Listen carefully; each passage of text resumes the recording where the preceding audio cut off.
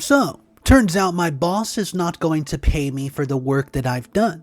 See, I have back pay that he owes me, medical bills that he owes me, overtime. I could go on, and I'm not the only one. He hasn't paid multiple people. So, I'm going to get my revenge. I don't think I'll ever get the money, but what I'm going to do is absolutely ruin his business, and I'm going to make him lose his home. If you guys think that I'm being too carried away, well, that's probably because you don't know the details of the story. So, you know what? Let's get into it.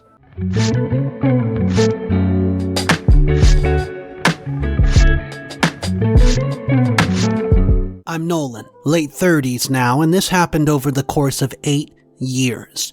It's been long enough that I can tell this story without my hand shaking, though I'll admit typing this out brings back that familiar cold rage. This isn't about getting even, this is about what happens when you systematically document every violation, every lie, every stolen dollar, and then hand the documentation to people with the power to grind someone into dust. Let me start from the beginning because you need to understand how far I fell before I could climb high enough to push someone else off a cliff. So, back in high school, I bought into the whole tech is the future thing. Companies literally came to our school waiving scholarships and guaranteed job placements if we committed early. I was 17, dreaming of a clean office, decent salary, maybe even stock option. Signed up mentally, started learning programming, networking, the works. Then 2008 happened. Those companies that promised us the world, they never even had the courtesy to send rejection emails. They just stopped answering. No scholarships materialized, no entry-level positions existed. I graduated into a crater where the job market used to be. My early 20s were a blur of humiliation, call centers where they monitored your bathroom break, warehouse shifts that left my back screaming, and temporary gigs that ended the moment you learned the system. Every time I managed to save a few thousand, I would get laid off as a redundant, and burn through it all just keeping a roof over my head. Meanwhile, tech kept evolving, new certifications, new framework, new languages, and classes cost money I didn't have. I watched my chosen career leave me behind like a train I could not afford to board. So, by 28 I was done, exhausted, bitter, and ready for something completely different. My dad had been a welder, came home every day smelling like metal and sweat, arms covered in small burns, but never unemployed. "If you can weld," he used to say, "you can work anywhere in the world." Almost like fate laughing at me, a state-sponsored welding program opened up right when I was researching trade school. Free certification, fast-track program, job placement assistant, I jumped on it like a drowning man grabbing a driftwood. Within days of finishing my certification, I got hired by Travis. Q Travis, owner of a small field welding outfit that chased contracts across Europe. Picture this. 6 guys in beat-up vans driving 14 hours to some industrial hellhole, welding pipelines and structural steel from dawn to dusk, living out of a budget hotel that smelled like a cigarette and disappointment. The crew was rough. It consisted of Hayden, Cole, Julian, a couple others, but hey, they were solid. We would share cheap beers in the hotel parking lots and tell the same stupid stories and watch each other's backs when some drunk local wanted to start crap. After years of corporate buzzwords and fake smiles, these guys felt real. Travis felt real. Oh, and Travis? For those first 6 years, he was the best boss I'd ever had. Once a client paid 3 weeks late and Travis took out a high-interest loan just to make sure we got our wages on time. I saw the paperwork on his desk, and when I was dropping off timesheets, most bosses would have made us wait, but not Travis. We worked 7 days a week sometimes, gone for months at a time. My clothes permanently smelled like metal shavings and, acid. My arms collected burns like a stamp in a passport. But for the first time since high school, I felt like I was building something. Every perfect bead, every passed inspection, every completed job, it meant something. The money was good too. Not like tech money good, but honest work good. I could save, I could plan, I even bought a small house that needed work. I figured I'd fix it up slowly. Life was not easy, but it was mine. So, around year 5, the original crew starts to drop off. Hayden's wife got pregnant with their second child, no more month-long jobs abroad. Cole's wife gave him an ultimatum, her or the road. Julian's knees started giving out and doctor told him 5 more years of this work would put him in a wheelchair. Travis decided to semi-retire from field work, staying home with his wife Evelyn and their kids. He promoted me to foreman and I ran the jobs, managed the crews, be his eyes and hands in the field. I was proud. I felt like I earned it. But finding good welders willing to travel is nearly impossible. Travis started hiring anybody with a pulse and welding certificates, ex-cons, active addicts, guys who thought professional meant showing up sober 3 days out of 5. Then the pandemic hit. Contracts evaporated overnight and I burned through my entire emergency fund, keeping my house and bills afloat. When the work finally resumed, something fundamentally had shifted. The new hires, they were worse than ever. I'm talking about guys who would disappear for 3 days on a bender, show up like nothing happened, guys who would fight each other over imagined slights, bloody knuckles at breakfast, and I spent more time babysitting than welding, redoing their garbage work at night while they passed out drunk. So, the clients noticed, the hotels complained, and the police got involved more than once. But the real rot, it was financial. It started small, wages arriving a day or two late, then a week, then partial payments with promises that the rest was coming soon, travel reimbursements, gas, tolls, hotels, when we had to drive our own vehicles, started falling through the cracks. I kept meticulous records, every receipt, every mile, every expense logged into a spreadsheet and submitted monthly. By year 7, Travis owed me roughly $12,000 in travel expenses alone. A full year's worth of driving my own van to jobs because his company vehicles were in the shop. The 3 a.m. call that broke me. A client screaming because one of Travis's new hires got arrested for drunk and disorderly. The idiot only had his work ID on him, so the police called the client who called me. I drove 2 hours to a police station, bailed out a grown man who, peed himself, and drove him back to the hotel while he alternated between apologizing and threatening to fight me. I was done. Back home, I scheduled a meeting with Travis in his cramped office that always smelled like burnt coffee and desperation. I laid it all out calmly, the chaos, the drunks, the late wages, the $12,000 in travel expenses. Travis did his performance, sad eyes, clasped hands, the voice of disappointed fathers. I know, he would say. It's been hard. Evelyn and I are fighting constantly about money. The pandemic nearly took us out, but things are turning around, buddy, I promise. Well, he admitted he owed me travel money, admitted the wages were late, but he begged. He actually begged for more time. Said his wife controlled the finances and would not approve a large payout right now. Asked me to stay on just for a few more months, even at the minimum wage, while he rebuilt a decent crew. I should have walked. Every instinct screamed to walk, but 7 years of loyalty is hard to break. Half of what you owe me in travel expenses by the end of September. That's 4 months away, buddy. I need it for the house renovation. He said, done. End of September, you have my word. Well, the next few months I worked local jobs for minimum wage. Even that started arriving late. My gut churned constantly, knowing something was off. So the start of September, I cornered him again. We still good for the end of the month? He looked me in the eye, direct eye contact, no flinching, and said, the money's ready, don't worry. Then he smiled, this weird forced salesman smile I've never seen on his face before, like he was trying to sell me a car he knew had no engine. I stared at him until the smile melted. We both knew what that look meant. That weekend, Travis texted that he was taking his new crew abroad to charm a potential client. My stomach dropped. He was going to conveniently be out of the country when he was supposed to pay me? I was distracted all week, running numbers in my head, planning my resignation letter, which is probably why I didn't see the oil slick on the ramp. My ankle didn't break, it exploded. Ligaments torn, bones fractured in 3 places, enough hardware installed to set off metal detectors for life. 6 months minimum recovery with no wait at all.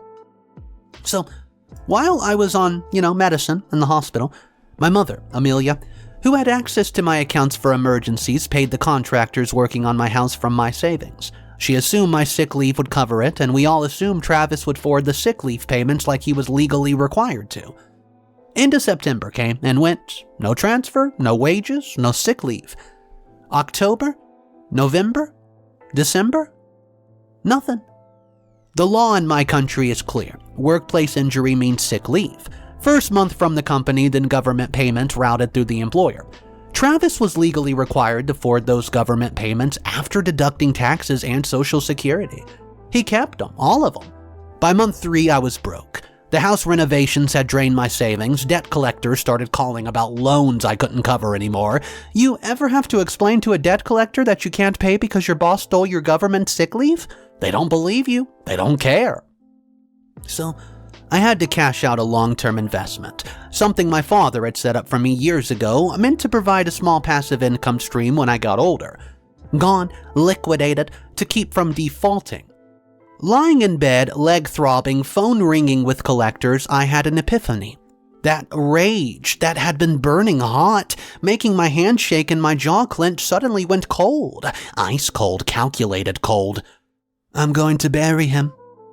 That's what I told my mom. She looked at me like the devil. But then she said, okay, do it. Do it legal. Do it right.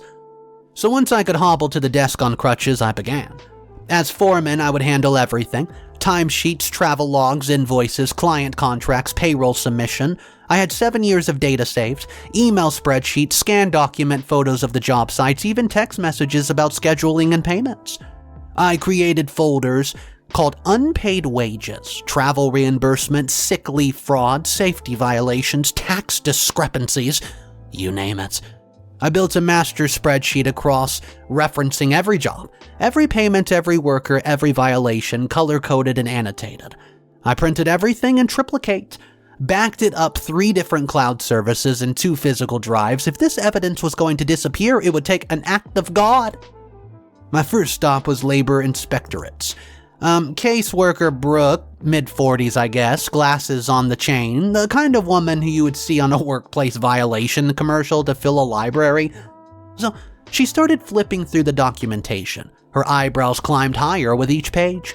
No safety training certificate? No overtime logs? Wages paid weeks late? No contracts for half these workers? Then she got to the sick leave section. 6 months of government payments, all cash by Travis's company, none forwarded to me. He kept your sick leave? She whispered, and I said every single cent. She looked up at me, and for the first time in months, I saw someone else's rage on my behalf. She says, we'll open an investigation immediately. So next, Social Security Office caseworker Celeste pulled up the payment records conforming every transfer made to Travis's company for my sick leave. She filed a fraud report on the spot. So, tax office. Dana went pale when she saw the discrepancies between reports and actual wages. Underreported income means underpaid taxes. The government really doesn't like that. Health and Safety Authority, anonymous packages with photos of drunk workers operating equipment with no safety gear. Ooh, OSHA, they're gonna love it.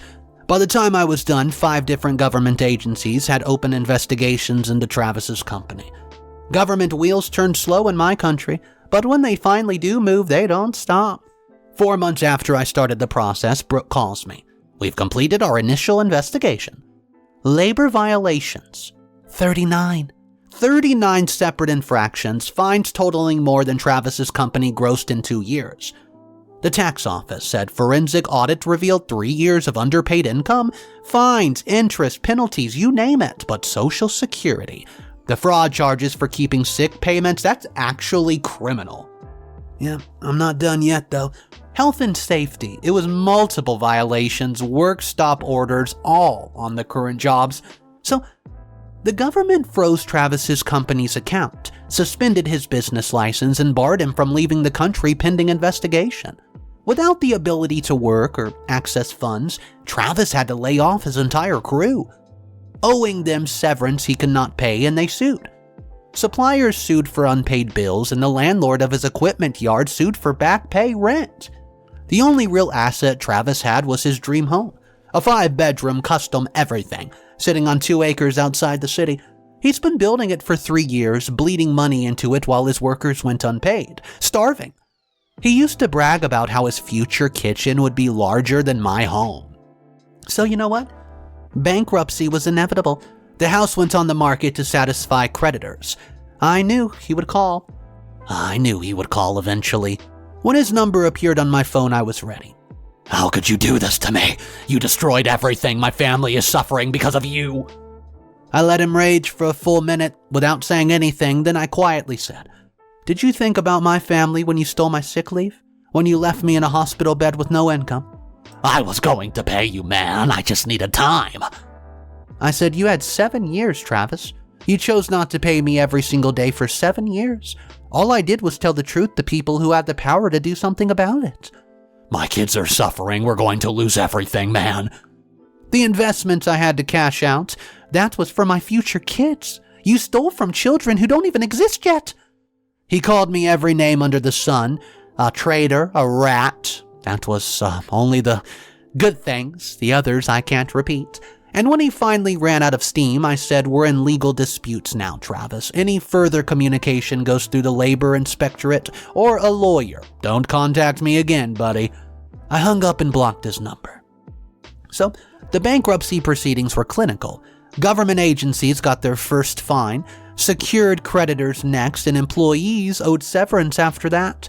By the time they got to me, there was almost nothing left. I received exactly 1 month of sick leave from the estate. About $2,000 out of the $14,000 he owed me just in travel expenses, never mind the sick leave and late wages.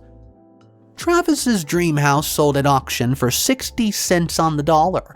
He's barred from running a company for 5 years. Last I heard from mutual contacts, he's working construction under the table.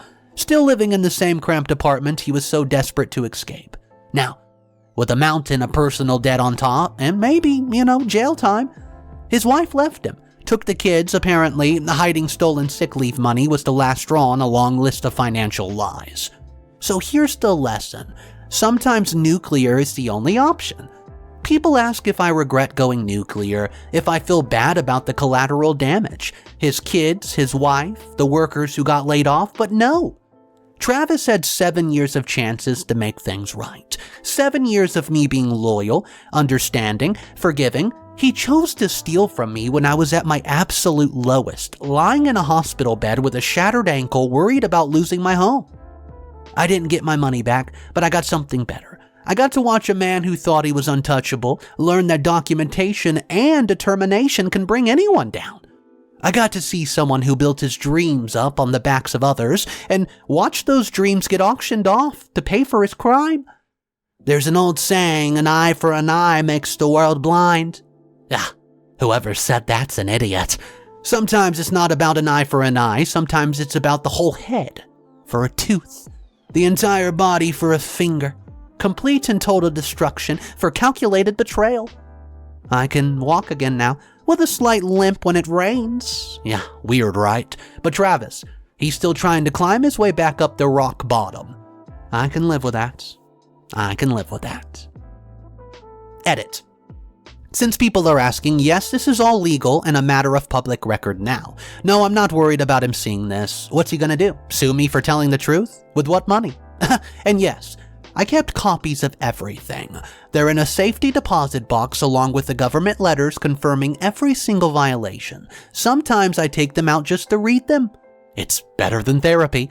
Anyways, I don't think I am at all, but I'm going to ask the question because everybody asks it here. Am I the a-hole for totally nuking my boss's life? I think he deserved it. Come on, give me a break. Guys, that was a truly intense revenge story. However, in my opinion, I think OP did what he had to do. I mean, all he did was just tell the truth.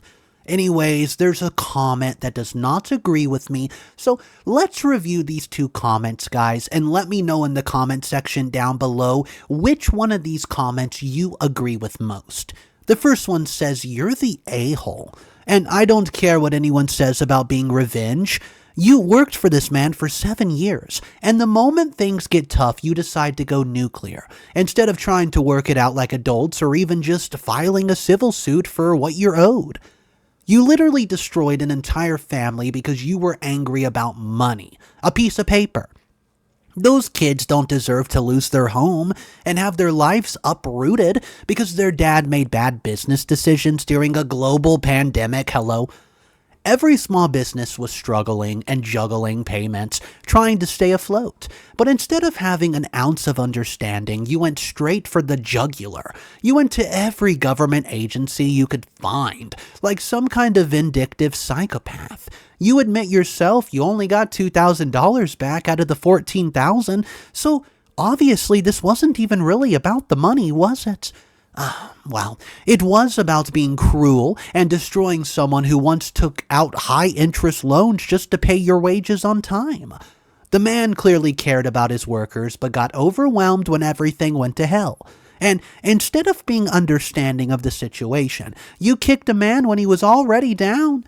You could have just quit and moved on, or maybe filed a wage complaint for what you were owed, but instead, you made it your life's mission to obliterate everything that he built. The fact that you're proud of making someone's dream of climbing back to rock bottom says everything about what kind of person you are. This is not justice, it's sadistic revenge, and everyone cheering you on should be ashamed of themselves. You became worse than what he did to you. At least his actions came from desperation. Yours came from pure malice.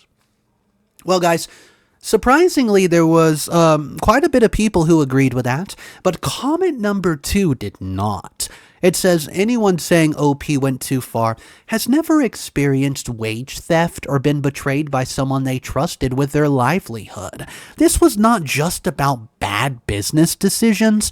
Travis stole government sick leave payments. I mean, that's different right there. That's theft. While OP was lying in a hospital bed with a shattered ankle from a workplace injury. That's not struggling with cash flow, that's literally stealing money designated by the government for an injured worker and keeping it for yourself. Which, do I have to explain as fraud? For all of you corporate people defending Travis, he had 7 years of underpaying workers, 47 labor violations, and was committed tax fraud by underreporting wages. This was not pandemic struggles, this was systematic exploitation. OP did not destroy a family. Travis destroyed his own family by building his dream house with stolen wages, while his injured foreman could not pay for food. The man was hiring dangerous drunks who got arrested on the job site, so give me a break. Guys, I would love to know which comment you agree with the most. Drop a comment down below, and if you want more revenge stories, check out the channel tomorrow. Subscribe, hit a like, drop a comment. I'll see you then, and yes, even though this is a revenge channel, it's cool to be kind. Peace.